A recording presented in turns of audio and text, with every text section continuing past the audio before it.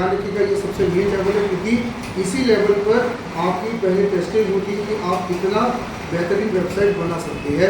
Basic level ध्यान रखिएगा 5 चीज़ों से मिलकर बना होता है। पहले आपको होता है HTML, दूसरा आपका होता है CSS, तीसरा आपका होता है जावास्क्रिप्ट जो कि आपका फ्रंट एंड डेवलपमेंट कहलाता है। ये तीनों को जब आप पूरा करते हो तो ये आपका फ्रंट एंड कहलाता है। और इसके साथ साथ आपका बैकएंड में PHP आता है जो कि आपका बैकएंड के रूप में सामने आता है। और यहाँ पे साथ में MySQL आपका आता है जिसको हम लोग कहते हैं आपका डेटाबेस पार्ट। तो ये बेसिक लेवल जो हमारा है, इस बेसिक लेवल में हम लोग इस 3 चीज़ों को सबसे पहले करते हैं। और हर डिज़ाइनर को, डेवलपर को, फुल स्टैक डेवलपर को फर्स्ट लेवल ये अपना भुगतान करना जरूरी होता है। इसमें सभी चीज़ें बेसिक आपका रहता है।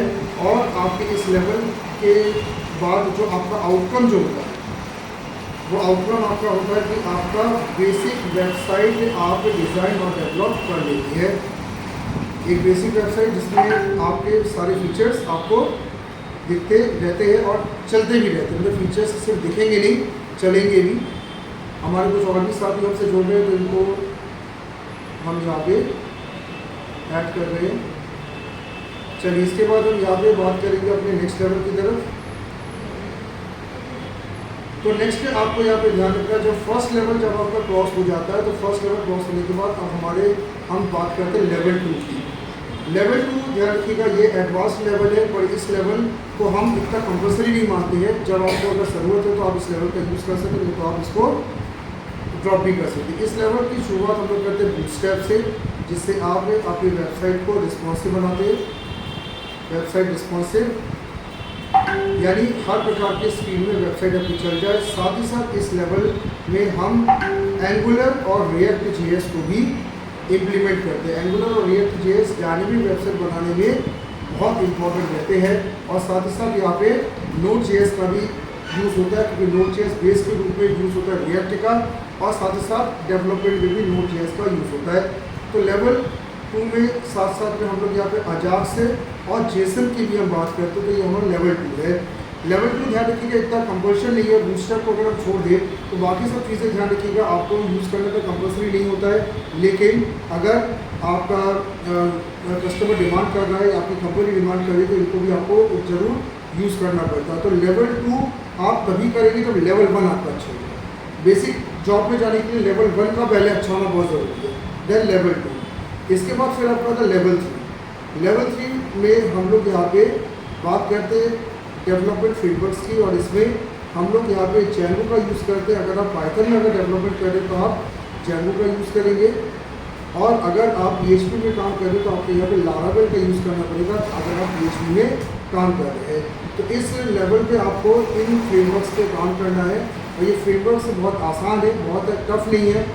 आप आजकल फ्रेमवर्क्स में आपको बहुत ज़्यादा सिस्टमेटिक अप्रोच के अंतर्गत कोडिंग करने का एक मौका जहाँ पे मिलता है, वहीं पे फ्रेमवर्क एक बहुत अच्छी चीज़ आपके लिए ये भी कर देता है कि आपको कोडिंग जब आप करते हैं तो उसमें बहुत सिस्टमेटिक अप्रोच होने के कारण जल्दी कोडिंग आप खत्म करते हैं। हार्डली 15 to 20 डेज में आप कोई भी फ्रेमवर्क सीख सकते हैं। लेवल 3 जब आपका हो जाता है तब आपका होता है लेवल 4, जिसको हम कहते हैं टेस्टिंग एंड डिप्लॉयमेंट। इस लेवल पे आपको ध्यान रखना है, यहाँ पे आपको वेबसाइट को फाइनली टेस्ट करना होता है। और इसको टेस्ट करने के बाद हम इसकी डिप्लॉयमेंट की प्लान हम बनाते हैं कि उस वेबसाइट को सर्वर में कैसे पहुँचाए। तो इस लेवल में आपको ध्यान रखना, हमें डोमेन और होस्टिंग को भी कवर करना पड़ता है कि वेबसाइट का नाम कैसे खरीदेंगे और उसको होस्ट कैसे करेंगे, ये भी हमें यहाँ पे देखना पड़ता है। और सारी प्रकार की जो गलतियाँ जो है, जो सब सारी प्रकार की जो मिस्टेक्स हैं, उनको हम लेवल 4 में यहाँ पे पूरा करते हैं। तो लेवल 4 आपको ध्यान रखना है कि ये आपका फाइनल लेवल है।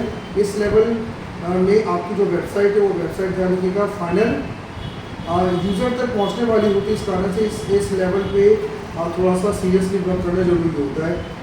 लेवल 5 जो हमारा होता है ये हमारा है फाइनली प्रोजेक्ट मॉडल।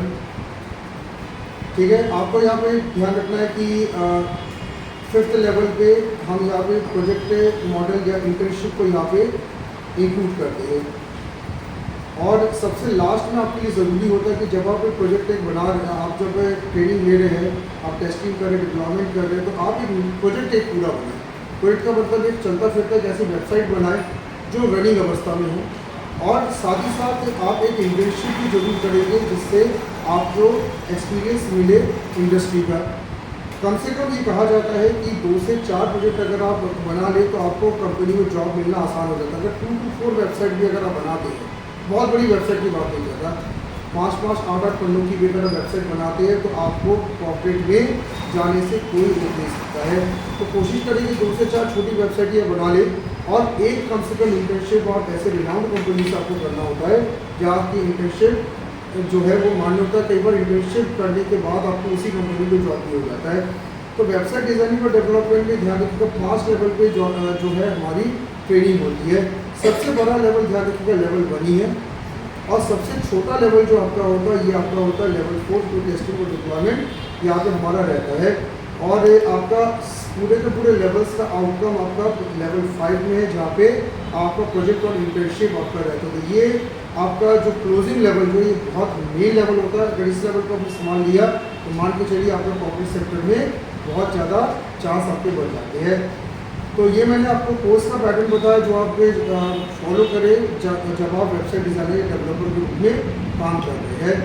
तो ये सेकंड लेवल हमने किया। अब मैं आपको कैरियर अपॉर्चुनिटी बताऊंगा जो आपको वेबसाइट डिज़ाइनर डेवलपर में आपको मिलता है।